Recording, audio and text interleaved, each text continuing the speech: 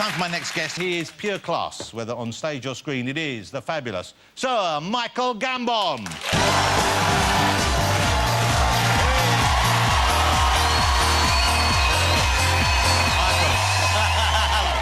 Come and sit down and relax. And I think that was the David Guetta walk-on remix they did by mistake.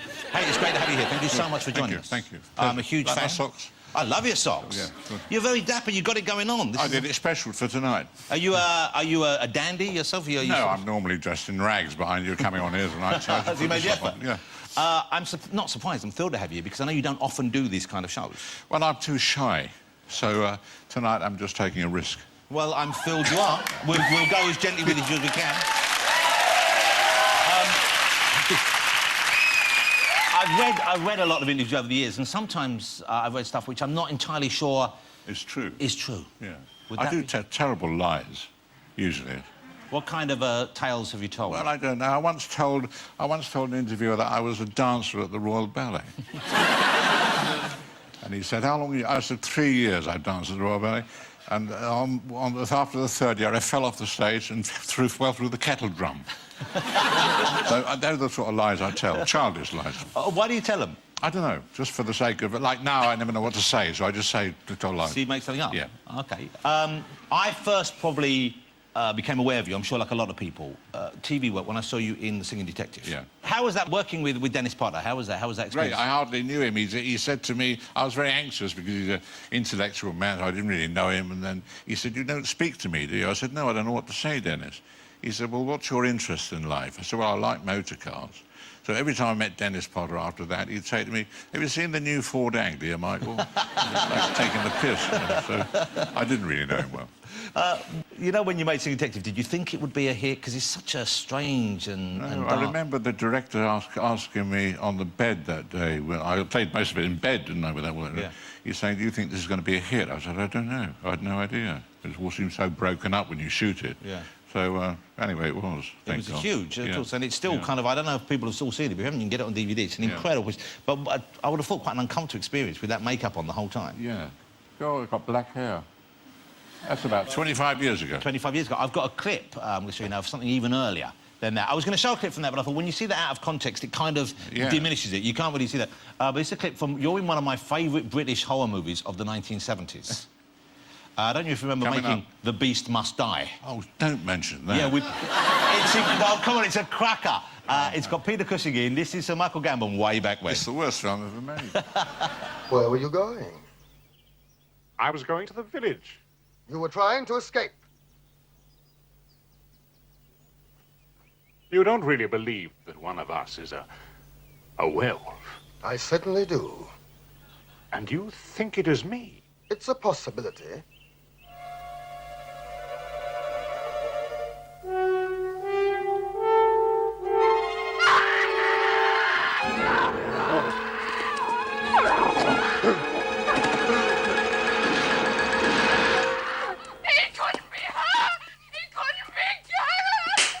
Jan, pick her up. That's a brilliant... That was how they did it back then. Oh, dear. That's the best I've ever been. No, but, you know, it looked like... I imagined that was a lot of fun to make. Well, it was hard to make because I kept laughing all the time. When you got rid of me, I couldn't keep a straight face. It's the least convincing werewolf I've ever seen in my life. Yeah. But now I imagine you've reached a whole different audience with the Harry Potter films. Oh, yeah. I've been on... I think I was 7 years on those. Wow. I took over the part, and they've been the greatest years of my acting life, really. They've been fantastic. In what way, though? Because it's not the most challenging role, I would have thought. No, it's quite simple, really. I just copied Richard Harris, put a different costume on, and then towards the end, J.K. Rowling said that I was gay. Yeah, well, Dumbledore was gay. She outed Dumbledore, She outed me and apologised. She wrote me a letter apologising for that. So I had to play him gay from then on, but Daniel Radcliffe put a stop to that. So. You weren't... it wasn't sort of, like, noticeably more camp, I don't think, but there were one or two lines when we knew he was gay, and I remember seeing there was one scene in... I think it was the last one film where you're in a dark cavern with Harry, and you go, "One's out, Harry." And I remember thinking that could be taken the wrong way. Well, I went like that. I went like that a bit, you know, with a wand. But what a great cast to work with as well. I mean, some I'm sure you'd worked with in the past, because Maggie Smith, you'd known her for donkey's years. I've known her since I was 23. You know, you mentioned Richard Harris. Was he someone, did you hang out with him, with O'Toole, back in the days when they were kind of wild? I knew them. I knew Peter more than Richard, but, yeah, I hang around in the Buxton Club in the 60s when getting pissed was normal. You don't do that anymore. Well, it seems that acting is taken more seriously now. I don't know if that's fair. Yeah, it's not so much fun anymore. People are more worried about it all. In the 60s at the National, it was just easier somehow. I don't know. I've seen Sir Michael on stage. I saw you in Endgame, the Beckett play, where you were with Lee Evans. Lee Evans, yeah. Some people would have thought was strange casting, but I get the feeling you got on well. No, he was brilliant. I was best mates, but he used to plead with me every night not to make him laugh, because he couldn't cope with that. So, but I used to try. But here's a dark and serious play. You're making him laugh on stage. That's kind of a dangerous thing to do, isn't it? Well, if you're skilled, you can do it without anyone knowing. The only one knows is Lee. How would you do that? Well, how would you... Just like... He pushed me around in a wheelchair all night. You remember that? Yeah, yeah. And so I've got all sorts of tricks. So you would pretend to fart? Yeah. Under your breath? Yeah. And hope to crack him up? Just to get Lee. But this is a kind of considered a masterpiece of modern theatre. It is. Of course, Beckett. And we played it as such, you know. We didn't muck about. I mean, I only muck about when we get the back to the audience, and you can have a laugh, you know. You could mess around. Yeah. But you seem to be the go-to guy when people were doing Beckett. You've done an awful lot of Beckett, haven't you? I've done a hell of a lot of Beckett, and I'm doing one now. I'm just about to start. And we've got... we had no bookings for our 4-week run until recently, when we've...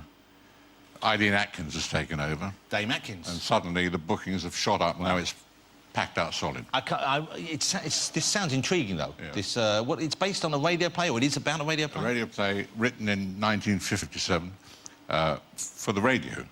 But in this, it's a play on stage.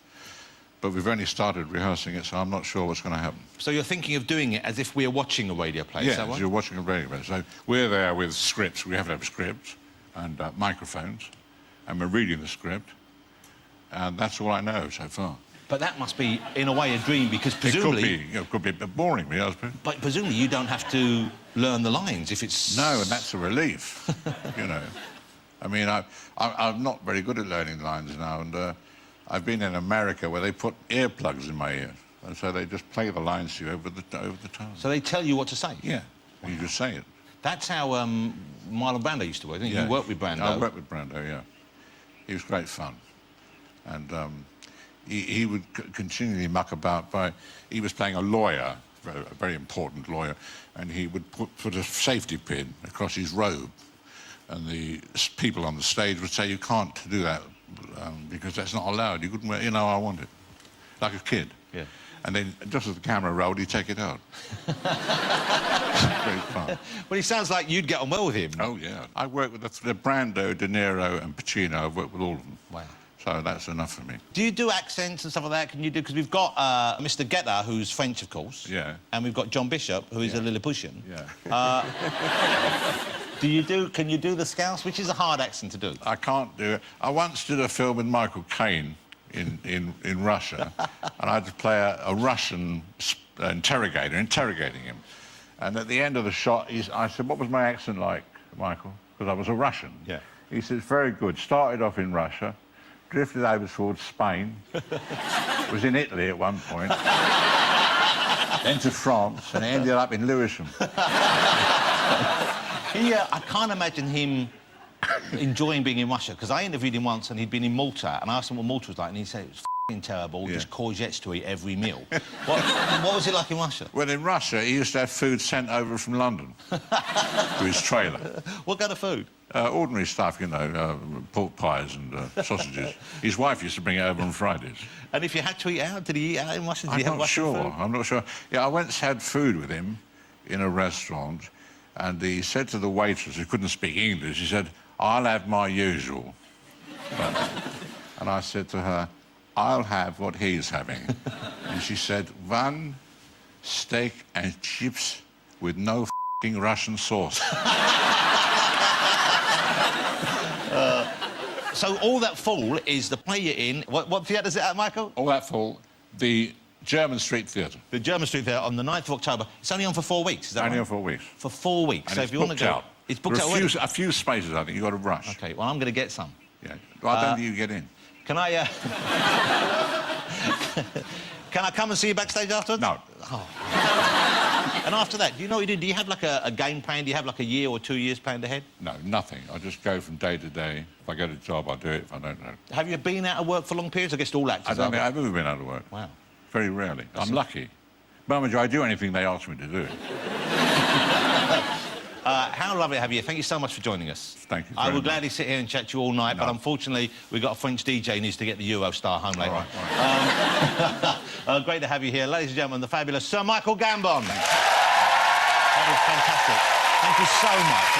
Sir Michael Gambon, join us after the break. I'll be talking to the wonderful Emily Blunt. We've still got David Guetta to come and music from Fun, so don't go away.